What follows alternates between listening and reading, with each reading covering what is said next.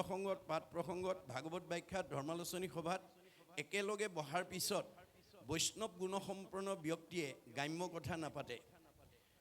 বিঠা বাক্য নুবুলিব নামাতিব মিছা, কৃষ্ণ কথা শুনিবলৈ কৰিবেক ইচ্ছা। বৈষ্ণৱ গুণসম্পন্ন ব্যক্তিয়ে কেনেকৈ দিনটোত কৃষ্ণ কথা এটা শুনি জন্ম জন্মান্তৰ কাৰণে অক্ষয় পুণ্য সঞ্চয় কৰি জীয়াই থাকোঁতে শান্তি আৰু মৰিলে সদ্গতি পাব পাৰি, তাৰ কাৰণে সদায় অনুৰাগী হৈ থাকে। ভকতৰ বিষয়ত নাহি আশকতি, কৃষ্ণ কথা শুনিবলৈ সদায় কৰে ৰতি। মানে বৈষ্ণৱ ভক্তসকলে সদায় কৃষ্ণ কথা শুনি জীৱনটোক ধন্য কৰিবৰ কাৰণে অনুৰাগী হৈ থাকে। জগত পাৱন হৰি কথা সমুদায়, ভকতৰ সংগ বিনে আন সংগে নাই। আমাৰ মন পবিত্ৰ কৰিব পৰা, আমাৰ সমাজ পবিত্ৰ কৰিব পৰা, পৰিয়াল পবিত্ৰ, পৰিৱেশ পবিত্ৰ কৰিব পৰা শক্তি আজি এই ভকতৰ বাদে আনৰ নাই। বৈষ্ণৱৰ অন্যতম বৈশিষ্ট্যটো হৈছে যে বৈষ্ণৱ গুণসম্পন্ন ব্যক্তিয়ে প্ৰাণী হিংসা নকৰিব। প্ৰাণী হিংসা মনে একোজন, সদায়েই চিন্তিব মাত্ৰ কৃষ্ণৰ চৰণ। বৈষ্ণৱ গুণসম্পন্ন ব্যক্তিয়ে প্ৰাণী হিংসা নকৰে, কিয়নো ভগৱন্তই কৈছে যত দেখা ভূত প্ৰাণী সবাহাকে বিষ্ণু মানি, হিংসা এৰি কৰা উপকাৰ। মই সকলোতে আছোঁ দেই, কুকুৰ চিগাৰল গদৰ ভৰু আত্মাৰাম। দেহটোহে কুকুৰ মেকুৰী গাহৰি, আত্মাটো নহয়। গতিকে পাৰিলে কাৰোবাক উপকাৰ কৰিবা, কাকো হিংসা নকৰিবা। পৰীক্ষিতে সেইখিনিতে ভুল কৰিলে, প্ৰাণী হিংসা কৰিবৰ কাৰণে অৰ্থাৎ মৃগয়া কৰিবৰ কাৰণে ওলাই গ'ল। ওলাই যোৱাৰ লগে লগে তেওঁ ভাৱত পাপ সিদ্ধ হ'ল। পহুৰ পিছে পিছে দৌৰি দৌৰি পিয়াহত অণ্ঠকণ্ঠ শুকাই পানী বিচাৰি যেতিয়া সমীক ঋষিৰ আশ্ৰমত প্ৰৱেশ কৰিছিল, সমীক ঋষিয়ে তেতিয়া একান্ত মনে ঈশ্বৰক ধ্যান কৰি আছিল। কোন আহিছে কোন অহা নাই ক'ব নোৱাৰে। পৰীক্ষিতে সেই কথা বিবেচনা নকৰি পদমৰ্যাদাক প্ৰাধান্য দি, মই দেশৰ ৰজা, তুমি মোৰ প্ৰজা, তোমাৰ আশ্ৰমত আহিছোঁ, তুমি মোক মান্যতা দিয়া নাই, এইবুলি খঙত একোদাই হৈ ধনুৰ আগেৰে মৰাসাপ এটা আনি সমীক ঋষিৰ ডিঙিত মেৰিয়াই থৈ গুচি গ'ল। খবৰটো তেওঁ খেলি থকা পুত্ৰ শৃংগীমুনিয়ে লগৰীয়া মুখে গম পাই দৌৰি আহি দেখিলে হয় পিতাকৰ ডিঙিত কোনোবাই মৰাসাপ আঁৰি থৈ গৈছে। তেওঁ খঙত একো নাই হৈ লগে লগে অভিশাপ দি দিলে, মোৰ পিতাদেউৰ ডিঙিত যোনে এনেকৈ সাপ আঁৰি থৈ গৈছে, এই তক্ষকেই তেওঁ 7 দিনত দংশন কৰি মাৰিব। খবৰটো লগৰীয়া মুখে পৰীক্ষিতৰ কৰ্ণগোচৰ হোৱাৰ লগে লগে পৰীক্ষিতে মৃত্যুৰ ভয়ত ত্ৰস্তমান হ'ল আৰু পুতেক জন্মেজয়ক মাতি আনি ক'লে, বোপাই মই কৰ্মদোষত অভিশপ্ত হ'লোঁ, মোক 7 দিনত তক্ষকে দংশন কৰিব, মোৰ মৃত্যু অনিবাৰ্য। এই সপ্তদ্বীপা পৃথিৱী পৰিচালনাৰ দায়িত্ব মই তোমাৰ ওপৰত অৰ্পণ কৰিলোঁ, আৰু মই কিবা প্ৰকাৰে তক্ষকৰ হাতৰ পৰা, কালৰ হাতৰ পৰা, মৃত্যুৰ হাতৰ পৰা নিজক বচাব পাৰোঁ নেকি উপায় বিচাৰি যাওঁ। এইবুলি তেওঁ ক'ত গ'ল, গংগাৰ পাৰত গৈ আশ্ৰয় ল'লে। এই কথাটোৱে আমাক কি কৈছে, পৰীক্ষিতে যদি মৃত্যুৰ হাতৰ পৰা, কালৰ হাতৰ পৰা, তক্ষকৰ হাতৰ পৰা নিজক বচাবৰ কাৰণে যদি গংগাৰ আশ্ৰয় ল'ব লাগে, আমি ল'ব লাগে নে নালাগে? আৰু আপোনালোকে এই 5 দিনে ল'বনে নাই, এই কথা আজি আমি সকলোৱে অনুভৱ কৰিব লাগে।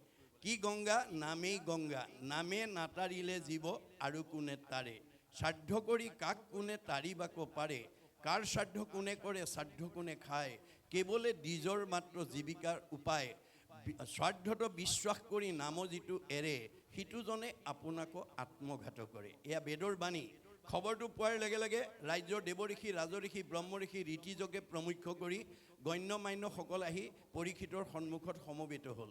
এই কথাটোৱে আমাক কি কৈছে, যে আপোনালোকৰ এই 13খন গাঁৱৰ মাজত মানে বিভিন্ন জাতি জনগোষ্ঠী, বিভিন্ন সম্প্ৰদায়, বিভিন্ন বংশ, বিভিন্ন পৰিয়ালৰ লোকে বসবাস কৰি থাকিব পাৰে। বংশৰ ভিন্নতা থাকিব পাৰে, জাতিৰ ভিন্নতা থাকিব পাৰে, পৰিয়ালৰ ভিন্নতা থাকিব পাৰে, ধৰ্মৰ ভিন্নতা থাকিব পাৰে, কিন্তু আত্মাৰ ভিন্নতা নাই। আত্মা দৃষ্টিত আমি সকলো ভগৱানৰ অংশ জীৱ, তোমাৰে সেই অংশ আমি যত জীৱ যাক, তোমাৰ মায়াই প্ৰভু বান্ধিলে আমাক, তোমাৰ মায়াই পাই আমাক আপোন পৰ ভেদভাৱ সৃষ্টি কৰিলে। আমি প্ৰত্যেকেই ভগৱন্তক দাবী কৰিব লাগে, দেও উপদেশ ভজু তোমাৰ চৰণে, কৰ্মৰ বন্ধন চিন্ধু শ্ৰৱণ কীৰ্তনে। আমি ভাগৱত শ্ৰৱণ কীৰ্তন কৰি তোমাৰ এই মায়াৰ বান্ধোনৰ পৰা যাতে আমি মুক্ত কৰিব পাৰোঁ, তাৰ কাৰণে আমি সকলোৱে ভগৱানক জনাব লাগে। পৰীক্ষিতে মৃত্যুৰ সময়ত সন্মুখত নিজক দেখাৰ লগে প্ৰেৰণা পালে, সাহস পালে। গতিকে আপোনালোকৰ এই 13খন গাঁৱৰ মাজত কাৰোবাৰ বিপদ আপদ এটা হ'লে, মোৰ কোনো পৰিয়াল নহয়, বংশৰ নহয়, সমাজৰ নহয় বুলি যাতে আমি খবৰ এটা নোলোৱাকৈ থাকিব নালাগে। গতিকে ভগৱানে বেয়া পাব, কাৰণ ভগৱানে কাক ভাল পায়, আমাৰ বাইবেলত কৈছে গড লাভছ হিম হু লাভছ হিজ ক্ৰিয়েচাৰ। ভগৱানে তেওঁকেই ভাল পায় যিজনে তেওঁৰ সৃষ্টিৰ প্ৰাণীবিলাকক ভাল পায়। বংশ পৰিয়াল নহ'ব পাৰে, দেহৰ সম্বন্ধ নাথাকিব পাৰে, কিন্তু আত্মাৰ সম্বন্ধ আছে। খবৰ এটা লোৱাটো আমাৰ মানৱীয় ধৰ্ম। পৰীক্ষিতক খবৰ ল'বলৈ অহাৰ লগে লগে পৰীক্ষিতে সাহস পালে, প্ৰেৰণা পালে আৰু প্ৰশ্ন কৰিলে, কোৱা দেৱঋষি, কোৱা ৰাজঋষি, কোৱা ব্ৰহ্মঋষি, কোৱা ঋতিজ, কোৱা গণ্যমান্যসকল, মই কি কৰিলে তক্ষকৰ দংশনৰ পৰা, মৃত্যুৰ হাতৰ পৰা মই নিজক বচাব পাৰিম? ৰজাৰ প্ৰশ্ন শুনি প্ৰত্যেকে নিজা নিজা উত্তৰ দিবলৈ ধৰিলে। কোনোৱে ক'লে তপ কৰা, কোনোৱে ক'লে জপ কৰা, কোনোৱে ক'লে যজ্ঞ কৰা, কোনোৱে ক'লে দান কৰা, কোনোৱে ক'লে তীৰ্থ কৰা, কোনোৱে ক'লে স্নান কৰা। নানা ঋষিৰ নানা মত। নানা ঋষিৰ নানা মতে পৰীক্ষিতৰ মৃত্যুৰ ভয় আঁতৰ কৰিব নোৱাৰিলে। কিয়? এই কথা ভাগৱতৰ একাদশ স্কন্ধত গুৰুজনাই লিখি থৈ গৈছে। ভগৱন্তৰ সৃষ্টিৰ চাৰিমুঠি জীৱৰ ভিতৰত এনেধৰণে একেলগে বহি ঈশ্বৰত ভক্তি কৰি ধৰ্ম আচৰণ কৰি মুক্তি লাভ কৰিব পৰা শক্তি মানুহৰ বাদে আনৰ নাই। গীতাত কৈছে অসংখ্যাত জীৱ আছে সংসাৰৰ ভিতৰে, মনুষ্যকে ভজে আনে ভজিতে নপাৰে। ভগৱন্তৰ সৃষ্টি চাৰিমুঠি জীৱৰ ভিতৰত ঈশ্বৰক ভজিব পৰা শক্তি মানুহৰ বাদে আনৰ নাই। গতিকে আমি জীৱশ্ৰেষ্ঠ মানুহ হিচাপে যি জাতি জনগোষ্ঠীতেই জন্মগ্ৰহণ নকৰোঁ কিম্বা পৃথিৱীৰ য'তেই জন্ম নগ্ৰহণ নকৰোঁ কিম্বা ঈশ্বৰক ভজিবই লাগিব। আমি কেনেকৈ ঈশ্বৰক ভজিলে এই মায়াময় সংসাৰৰ পৰা আমি নিজক উদ্ধাৰ কৰিব পাৰিম, মুক্তি ল'ব পাৰিম, সেই বিষয়ে ভগৱন্তই নিজৰ মুখেদি কৈ গৈছে।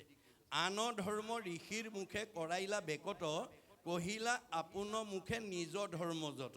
যে আন ধৰ্মবিলাক ঋষিবিলাকৰ মুখেদি ক'লে, সেইকাৰণে নানা ঋষিৰ নানা মতে পৰীক্ষিতৰ মৃত্যু ভয় আঁতৰ কৰিব নোৱাৰিলে।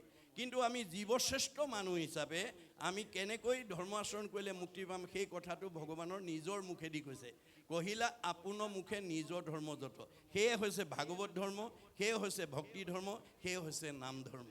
গতিকে অৱশেষত শুকদেৱে আহি যেতিয়া প্ৰথম স্কন্ধ ভাগৱতৰ পৰা দ্বাদশ স্কন্ধ ভাগৱতলৈ 7 দিন 7 ৰাতি নীৰৱ নিচ্ছন্নভাৱে যেতিয়া পৰীক্ষিতক শ্ৰৱণ কৰালে, দ্বাদশ স্কন্ধ ভাগৱত শুনাৰ লগে লগে পৰীক্ষিতৰ ব্ৰহ্মজ্ঞান হৈ গ'ল। মই ইমান সময় মৰিম বুলি যিটো ভয় কৰি আছিলোঁ, তাৰ দেখোন মৃত্যুৱেই নাই। অৰ্থাৎ আমাৰ জীৱৰ মৃত্যু নাই। মৃত্যু কাৰ আছে? দেহৰেহে ধৰ্ম জনম মৰণ। আমাৰ দেহটোৰহে জন্ম মৃত্যু আছে। জীৱৰ কি আছে? সংস্কাৰ আৰু গতি। আমাৰ সংস্কাৰ কেনেকৈ হ'ব? আমি যদি আজিৰ দৰে জীৱন্ত অৱস্থাত প্ৰথম স্কন্ধৰ পৰা দ্বাদশ স্কন্ধ ভাগৱত শুনাৰ যদি সৌভাগ্য ল'ব পাৰোঁ, নিজে পঢ়াৰ যদি সৌভাগ্য ল'ব পাৰোঁ, আমাৰ জীৱ পৰীক্ষিতৰ দৰে গতি পাব। গতিকে আমাৰ গতিটো কেনেকুৱা? গীতাত কৈছে যেন জোকে তৃণ পাইলে এৰয় অপৰ, জীৱৰ দেহৰ জানা সেহি পতন্তৰ। আমাৰ দেহত থকা জীৱটো শ্ৰেণী জোকৰ লগত তুলনা কৰি দেখুৱাইছে ভাগৱতে। অৰ্থাৎ গীতাই যে এটা শ্ৰেণী জোকে মুখৰ আগত এডাল বন নোপোৱালৈকে যেনেকৈ পিছৰডাল এৰি নিদিয়ে, আমাৰ দেহত থকা জীৱটোৱে আন এটা দেহ নোপোৱালৈকে এইটো দেহৰ পৰা ওলাই নাযায়। দ্বিতীয় এটা উপমা দিছে, যেন নৱ বস্ত্ৰক পুৰুষে পিন্ধে আগ, পুৰাতন বস্ত্ৰ পাছে কৰে পৰিত্যাগ। আপুনি ফটা চোলা এটা পিন্ধি আছিল, নতুন এটা কিনি অনাৰ লগে লগে পুৰণাটো পেলাই যেনেকৈ আমি নতুনটো পিন্ধোঁ, আমাৰ দেহত থকা জীৱটোৱে পুৰণা দেহটোৱে এৰি নতুন দেহলৈ যাব। এতিয়া আপোনাৰ দেহত থকা জীৱটো আপুনি ওপৰলৈ পঠাবনে তললৈ পঠাব? গতি দুটা, হয় ঊৰ্ধ্বগতি নহয় অধোগতি, হয় আপগ্ৰেড নহয় ডিগ্ৰেড। গতিকে আপোনাৰ দেহত থকা জীৱটো তললৈ পঠিওৱা ওপৰলৈ পঠিওৱা দায়িত্ব আপোনাৰ। সেইকাৰণে দাৰ্শনিক পণ্ডিতে কৈছে you are the curator of your own destiny. আমাৰ ভাগ্যখন আমি নিজেই গঢ়ি তুলিব লাগিব। আমাৰ পৰিয়ালটো আমি ভাল কৰিব লাগিব। আমাৰ সমাজখন আমি ভাল কৰিব লাগিব। মাধৱদেৱে কৈছে আপুনি আপোনাৰ শত্ৰু, আপুনি আপোনাৰ মিত্ৰ, আপুনি আপোনাৰ ৰাখে মাৰে, হৰিক নভজি নৰে আপুনি হৈ নষ্ট, হৰি ভজি আপোনাক কটাৰে। আজিৰ দৰে যদি আমি ঈশ্বৰক ভজনাৰ পৰিৱেশৰ মাজেদি আমি উঠি অহা প্ৰজন্মক আমি আগুৱাই নিব পাৰোঁ, আমাৰ এইখন গাঁৱত জন্মগ্ৰহণ কৰা সকলো জীৱই পৰীক্ষিতৰ দৰে গতি পাব। এইটো অকল ধৰ্ম দৰ্শনেই নহয়, বিজ্ঞানেও স্বীকাৰ কৰিছে। আমাৰ পৃথিৱীৰ উপৰিভাগত যি বায়ুমণ্ডল আছে, তাক ঘনত্বৰ ওপৰত নিৰ্ভৰ কৰি বিজ্ঞানে প্ৰধানকৈ 3টা স্তৰত ভাগ কৰি দেখুৱাইছে: টপস্ফিয়াৰ, টেট্ৰস্ফিয়াৰ, আইনস্ফিয়াৰ। আইনস্ফিয়াৰক আটাইতকৈ ওপৰৰ স্তৰ বৈতৰণী বুলি কল্পনা কৰা হৈছে। ভাগৱত শুনা, ঈশ্বৰৰ কথা গোৱা, ঈশ্বৰৰ কথা শুনা জীৱ ইমান নিৰ্মল হৈ যাব, প্ৰয়াণৰ পিছত ৰকেটৰ দৰে 3টা লেয়াৰ ভেদ কৰি 14 ব্ৰহ্মাণ্ডৰ বাহিৰত মানে শুদ্ধ জীৱ ভকতৰ কাৰণে নিৰ্মাণ কৰা বৈকুণ্ঠত অৱস্থান কৰিব আৰু ঘূৰি আহিব নালাগে। ভাগৱত শুনিবলৈ কিয় আহিব লাগে? জন্ম ৰহিত হ'বৰ কাৰণে।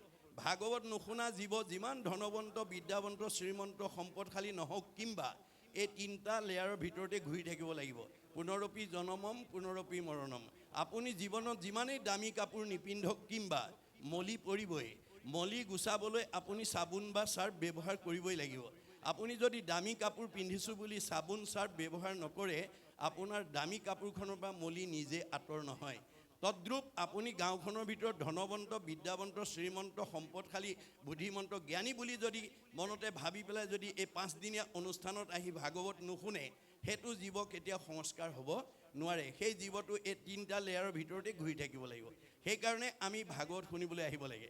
গতিকে এতিয়া এই শেষ দশমত ইতিমধ্যে আপোনালোকে পাঠকৰ মুখেদি শুনিলে যে এতিয়া আমাৰ শেষ দশমৰ এই পাঠটোত এনেকুৱা এটা কাহিনীৰ জৰিয়তে মহাপুৰুষ গুৰুজনাই আমাক আধ্যাত্মিক শিক্ষা দিব বিচাৰিছে যে আমি ঈশ্বৰক বিচাৰিব নালাগে, ভগৱানক আমি বিচাৰিব নালাগে, ভগৱানেহে আমাৰ ঘৰ বিচাৰি ফুৰে। আমি সুখ বিচাৰিব নালাগে, সুখেহে আমাৰ ঘৰ বিচাৰি ফুৰিব। আমি দুখ বিচাৰিব নালাগে, দুখেহে আমাৰ ঘৰ বিচাৰি ফুৰিব। গতিকে এই তথ্য ভাগৱতৰ মাজেদি আমাক দিছে। গতিকে যিখন ঘৰত পুৱা গধূলি ধূপ ধূনা জ্বলিব, ঈশ্বৰ উপাসনা কৰিব, সেইখন ঘৰত কৃষ্ণ থাকিব। যেই নাম সেই হৰি, জানা নিষ্ট কৰি নামৰ সংগ নচাৰন্ত হৰি।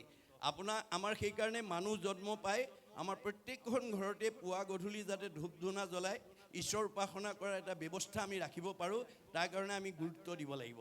মানে হৰি গুণনাম শ্ৰৱণ কীৰ্তন ভজিও হৰিচৰণ মনুষ্য হুইবাৰ এহি মানে মাত্ৰ জানা নিজ প্ৰয়োজন। আমি যে 4 মুঠি জীৱৰ ভিতৰত সৰ্বশ্ৰেষ্ঠ উপাধি পালোঁ, আমাৰ প্ৰথম দায়িত্বটো হৈছে ঈশ্বৰক ভজনা কৰিব লাগিব। গতিকে যিখন ঘৰত ঈশ্বৰৰ প্ৰাৰ্থনা নাম ল'ব, সেইখন ঘৰত কৃষ্ণ থাকিব। কৃষ্ণ থকা ঘৰখনৰ মানুহ আনন্দত থাকিব, মিলা প্ৰীতিত থাকিব, মৰম স্নেহত থাকিব, একতাৰ দোলেৰে বান্ধ খাই থাকিব। আৰু যিখন ঘৰত আজি তাৰিখলৈকে সেই পৰিৱেশ নাই, সেইখন ঘৰলৈ কোন আহিব?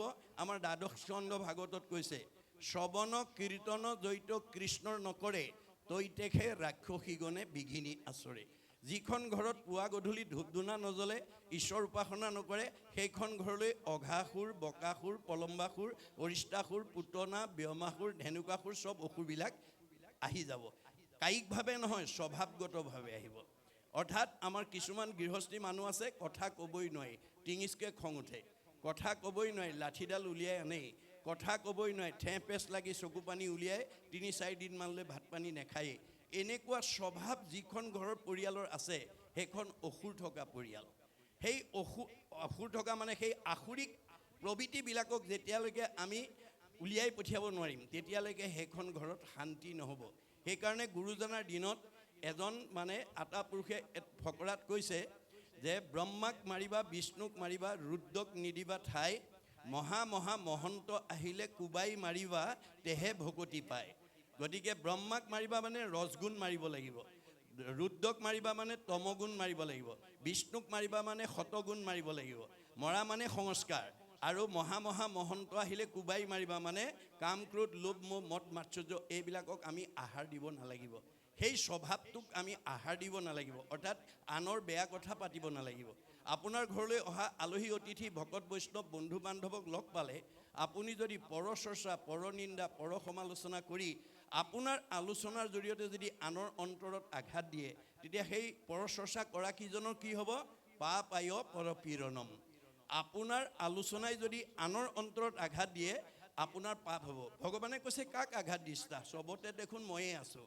মোকেই দুখ দিবা, মোকেই আঘাত দিবা, মোকেই অন্যায় কৰিবা, মোকেই ঠগিবা, মোৰে সীমা ঠেলিবা, আকৌ তোমাক মই ভালে ৰাখিব লাগে। নহ'ব। ভাগৱত শুনি এই বেয়া স্বভাৱবিলাক এৰিব লাগিব। ভাগৱত শুনিবলৈ কিয় আহিব লাগিব? বেয়া এৰি ভাল ল'বৰ কাৰণে। বেয়া এৰি ভাল লোৱাটোৱেই বৈজ্ঞানিক দৃষ্টিভংগী। আমি যেতিয়ালৈকে বেয়া এৰি ভাল ল'ব নোৱাৰিম, তেতিয়ালৈকে ভগৱানে আমাক ভালত ৰাখিব নোৱাৰে। সেইকাৰণে কপিলে কৈছে, জীৱৰ দুৰ্ভেদ্য পাশ সংগক কহয়, কিন্তু দুৰ্জনৰ সংগ তেজিবে লাগয়। মা, তুমি যদি জীৱনত ভাল মানুহ হ'ব খুজিছা, বেয়া মানুহৰ সংগ ত্যাগ কৰিবা। সেই সংগ নিতে যদি কৰে সাধুত, আজি আপোনালোক গুণত সাধু হৈ আছে। সাধু কাক কয়? মূৰ শুনিৰ মল কথা কহন্ত শুনন্ত। যি মোৰ কথা কয় বা কাণ পাতি শুনে, মোত মন দিয়া হবে তাপ এৰাৱন্ত, যি মোৰ কথাত মনোযোগ দি মোৰ সৃষ্ট তিনিটা তাপৰ পৰা নিজক উদ্ধাৰ কৰিব পাৰে, তাকেহে বুলিয় ভক্ত মানে সাধু জানিবা নিশ্চয়, তাৰ আৰু সংগত তুমি পাৰ্থিবা সদায়। গতিকে আজিৰ দৰে আমাৰ ঈশ্বৰৰ কথা কোৱা আৰু শুনা মানুহ আমি 24 ঘণ্টাৰ ভিতৰত এক ক্ষণ 4 মিনিট সময় হ'লেও আমি লগ পাবৰ কাৰণে মাধৱদেৱৰ দৰে প্ৰাৰ্থনা কৰিব লাগে। কৃপাৰ সাগৰ দয়কী নন্দন পুৰীও মনৰ কাম, ভকতৰ সংগ সদা নুগুচুক মুখে তোৱা গুণমান। মাধৱদেৱে ভগৱানৰ পৰা ধন টকা পইচা বিচৰা নাই, সাধুৰ সংগ ভকতৰ সংগ বিচাৰিছে। ভকতৰ সংগত ঈশ্বৰ কৃষ্ণৰ নাম শুনিলে অক্ষয় পুণ্য হ'ব। এই পুণ্যই আমাক জীয়াই থাকোঁতে সুখ ভোগ দিব, উন্নতি কৰিব আৰু মৃত্যুত পৰম গতি দিব। গতিকে এই পৰিৱেশবিলাকৰ মাজেদি আমি কেনেকৈ উঠি অহা প্ৰজন্ম সমাজখনক আগুৱাই নিব পাৰোঁ, তাৰেই কথা আমাক ভাগৱতৰ মাজেদি কৈ আছে। কেৱল মাত্ৰ কাহিনী উপকাহিনী আখ্যান উপাখ্যানৰ মাজেদি কৈছে, কিন্তু কেৱল জীৱনশৈলীৰ কথা কৈ আছে, আমাৰ জীৱন পদ্ধতিৰ কথা কৈ আছে ভাগৱতে, যে আমি কেনেকুৱা নীতি আদৰ্শৰে চলিলে আমাৰ পৰিয়ালটো সমাজখন পৰিৱেশটোক আমি মানে ভাল পথে লৈ যাব পাৰিম, তাৰ এটা মানে প্ৰতিচ্ছবি মাত্ৰ দাঙি ধৰিছে। গতিকে এতিয়া শ্ৰীকৃষ্ণৰ মিথিলালৈ গমন এই নামাকৰণৰ সৈতে আমাক ভাগৱতৰ মাজেদি কি ক'ব বিচাৰিছে মই পদবন্ধে আলোচনা কৰিম। পদবন্ধৰ আলোচনাত যদি আপোনালোকৰ কিবা সংশয় থাকে আপোনালোকে প্ৰশ্ন কৰি সংশয়টো দূৰ কৰিব, কিয়নো আমাৰ ভাগৱতত কৈছে কথা শুনি লেখে গুছে মনৰ সংশয়, কৃষ্ণৰ সেৱাতৰ ৰতি তেবেশে পাৰ হয়। আজিৰ পাঠৰ জৰিয়তে যদি আপুনি মনৰ সংশয়খিনি দূৰ কৰি ল'ব পাৰে, অহাকালিলৈ কেনেকৈ শুনিম, পৰহিলৈ কেনেকৈ শুনিম, এই অনুৰাগটো আপোনাৰ বাঢ়ি যাব। এই অনুৰাগেই হ'ব আপোনাৰ জীৱনৰ এটা পৰম সম্পদ। পৰম অনুৰক্তি ঈশ্বৰেই ভক্তি। গতিকে ঈশ্বৰৰ কথা শুনিবৰ কাৰণে, জানিবৰ কাৰণে, বুজিবৰ কাৰণে আমি যদি নিজৰ মনত এটা আগ্ৰহ সৃষ্টি কৰিব পাৰোঁ, সেয়ে আমাক জীৱনত পৰম গতি প্ৰদান কৰিব। এতিয়া মানে শুকদেৱে পৰীক্ষিতক কোৱাৰ চলেৰে মাত্ৰ 7টা দিন আছে, পৰীক্ষিতৰ মানে মৃত্যুৰ ক্ষণ গণি আছে, 7টা দিন আছে। 7টা দিন থকা পৰীক্ষিতৰ আগত শুকদেৱে এই শেষ দশমৰ এই কাহিনীটোৰ মাজেদি আমাক কি ক'ব বিচাৰিছে, ইয়াৰ পৰা আমি জানিবলগীয়া, বুজিবলগীয়া, শিকিবলগীয়া, আমাৰ উঠি অহা প্ৰজন্মক আমি জনাবলগীয়া, বুজাবলগীয়া, শিকাবলগীয়া কি দিশ অন্তৰ্নিহিত হৈ আছে, এই তাৰ ওপৰত মই আলোচনা কৰিম। গতিকে পৰীক্ষিতৰ যদি 7 দিন আছে, পৰীক্ষিতক মাত্ৰ বেছ কৰি লৈছে, আধাৰ কৰি লৈছে, আমাকে কৈ আছে। আজি কি বাৰ? বুধবাৰ। গতিকে অহা মঙলবাৰলৈকে, আজি বুধবাৰৰ পৰা অহা মঙলবাৰলৈকে এই 7 দিনৰ ভিতৰতে আমাৰ ইয়াত বহি থকা সকলোৰে জন্ম আৰু মৃত্যু অৱশ্যম্ভাৱী। এই 7টা দিনক বাদ দি আমি কোনেও জন্মও হ'ব নোৱাৰোঁ, আৰু এই 7টা দিন বাদ দি আমি কোনো মৰিবও নোৱাৰোঁ। কোনে জানে মই ঘৰ পামগৈ নে নাপাম। পদ্মৰ পত্ৰৰ নীৰ পৰি যেন নুহি থিৰ, সেইমতে জীৱন চঞ্চল। আমাৰ দেহত থকা জীৱটোক ভাগৱতে পদুম পাতৰ পানীৰ লগত তুলনা কৰি দেখুৱাইছে। পদুম পাতৰ পানী বতাহে কোন সময়ত পেলাই দিব তাৰ যেনেকৈ নিৰ্দিষ্টতা নাই, আমাৰ দেহত থকা জীৱটো কোন সময়ত কি পৰিস্থিতিত কি দুৰ্ঘটনাত ওলাই যাব তাৰো সিদ্ধান্ত নাই। সেইকাৰণে দৃষ্টিশক্তি থাকোঁতেই, শ্ৰৱণ শক্তি থাকোঁতেই, মুখৰ বাক শক্তি থাকোঁতেই, ভৰিৰ গতি শক্তি থাকোঁতেই, হস্তৰ কৰ্মশক্তি থাকোঁতেই আজিৰ দৰে অনুষ্ঠানলৈ আহি আমি পৰকালৰ ধন যাতে ঘটি ল'ব পাৰোঁ। আজি এই 5টা দিনলৈ নহাৰ কাৰণে কোনোবাই 5 লাখ টকা ব্যৱসায়ত লাভ কৰিব পাৰিব, কিন্তু এই বাস্তৱ ধন টকা পইচা সম্পত্তিবিলাক লগত নিব নোৱাৰে। আমি যিবোৰ বাহিৰত পকা ঘৰ বনাইছোঁ, গাড়ী মটৰ কিনিছোঁ, মাটি সম্পত্তি কিনিছোঁ, সেইবোৰ আমি যাওঁতে লগত নিব নোৱাৰোঁ। যত মানে সকলোবিলাক এইবোৰ যত দেখা ধন শৰীৰৰ স্বজন মৰিলে লগে নাযায়, এইবিলাক আমাৰ লগত নিব নোৱাৰে। গতিকে গুৰুজনে কৈছে লগত নিব নোৱাৰা ধনকে ঘটি নাথাকিবা, লগত নিব পৰা ধনো তাৰ মাজতেই ঘটিবলৈ যত্নপৰ হ'বা। পৰকালৰ ধন মাধৱৰ নাম তাক লোৱা গলে বান্ধি, ঐতো এতিক্ষণে এৰা আল জাল পাছে মৰিবা হাঁকান্দি। আপুনি 5টা দিনৰ পুণ্য অৰ্জনৰ সুবিধা পায়ো যদি বিভিন্ন কাৰণ দেখুৱাই নাহে, আপোনাৰ বা মোৰ জীৱটো পৰকালত গৈ কান্দিবগৈ লাগিব। কাৰণ জীৱৰ মৃত্যু নাই, জীৱৰ গতি আছে, আৰু ই 3টা কৰ্মফলত ঘূৰি থাকে, প্ৰাৰব্ধ, আৰব্ধ, অনাৰব্ধ। আপোনালোকৰ এই 13খন গাঁৱত যিবিলাক গৃহস্থী বাস কৰি আছে, পূৰ্ব জন্মৰ পৰা যি বেছি পুণ্য লৈ আহিছে সি চবতকৈ ওপৰত থাকিব, মধ্যম পুণ্য লৈ অহাজন মধ্যমত থাকিব, কম পুণ্য লৈ অহাজন কমত থাকিব। আপোনাৰ পুণ্যৰ অনুপাতেহে আপোনাক ভগৱানে অৱস্থান কৰিব। ভগৱান হ'ল বুলি এক বিন্দু আপোনাক ইচ্ছা কৰি তল ওপৰ কৰিব নোৱাৰে গতিকে আপোনাৰ পুণ্যৰ ওপৰত ভিত্তি কৰিহে প্ৰতিষ্ঠা কৰিব ই কিন্তু স্থায়ী নহয় ই গতিশীল বহুত দুখীয়া মানুহ ধনী হৈ যাব যদি আজিৰ দৰে অনুষ্ঠানলৈ আহি পৰকালৰ ধন সঞ্চয় কৰিব পাৰে আৰু বহুত ধনী মানুহ দুখীয়া হৈ যাব যদি ভোগ কৰিবলৈ পায় ঈশ্বৰলৈ পিঠি দিয়ে সেইকাৰণে মাধৱদেৱে কৈছে ঐশ্বৰ্য ভোগৰ মদে মত্ত হৈয়া যিটো জন পৰাংমুখ ভৈল যিটো জন যেন জীৰ্ণ গায়ী আতি দুৰ্ঘুৰ সংসাৰ মহা পংকে পৰি হৈ অমগন আমি পাৰ্থিৱ ধন ঐশ্বৰ্য পূৰ্ব জন্মৰ পুণ্যৰ ফলত ভোগ কৰিবলৈ পায় যদি এই জন্মত আমি ভগৱন্তৰ ভাললৈ পিঠি দিওঁ ভগৱন্তৰ কথাৰ প্ৰতি গুৰুত্ব নিদিওঁ তেতিয়া আমাৰ অৱস্থাৰ চকৰিটো ঘূৰাবলৈ বেছি সময় নালাগে চক্ৰবৎ পৰিৱৰ্তনতে দুখানিছ সুখানিছ আমাৰ জীৱনৰ সুখ দুখবিলাক ভগৱানে ঘূৰাই থাকি আনন্দ কৰি থাকে এইটোৱে ভগৱন্তৰ বিনোদ বিলাস আনন্দ এইটোকে মায়া বুলি কৈছে মাধৱৰ মায়াৰ কমনে পাবে অন্ত ঐশ্বৰ্য দৰিদ্ৰ হোৱে দুখী ধনৱন্ত স্বৰ্গীয় নৰকে নৰকীয় স্বৰ্গে যায় সৰ্বকালে সুখ দুখ একো স্থানে নাই সংসাৰৰ সুখ দুখ জানা সবে মায়া তিলেকতে অন্তৰে মেঘৰ যেন ছায়া আকাশত থকা ডাৱৰ বতাহে কেনেকৈ কোন সময়ত উৰাই কলৈ লৈ যাব তাৰ যেনেকৈ নিৰ্দিষ্টতা নাই আপোনাৰ জীৱনৰ সুখ দুখ কেনেকৈ প্ৰভু ভগৱন্তই কৰ্ম দুখত অতৰাই নিব তাৰো সিদ্ধান্ত নাই গতিকে আমি ভাগৱত শুনি 5 জনৰ ভিতৰত যদি গুণগতভাৱে এজন হ'ব পাৰোঁ তেতিয়াহ'লে মানুহেতো হিংসা কৰি নোৱাৰে স্বয়ং ভগৱানেও আমাৰ পদচ্যুত কৰিব নোৱাৰে সন্ত মহন্ত ভক্ত বৈষ্ণৱ সাধু আমি গুণগতভাৱে এই 5 জনৰ ভিতৰত যদি এজন হ'ব পাৰোঁ মানুহেতো হিংসা কৰি নোৱাৰে স্বয়ং ভগৱানেও আপোনাক পদচ্যুত কৰিব নোৱাৰে যাৰ উদাহৰণ প্ৰহ্লাদে দেখুৱাই থৈ গৈছে প্ৰহ্লাদৰ পিতৃ হিৰণ্যকশিপুক নিসিংহ অৱতাৰত যেতিয়া বধ কৰিছিল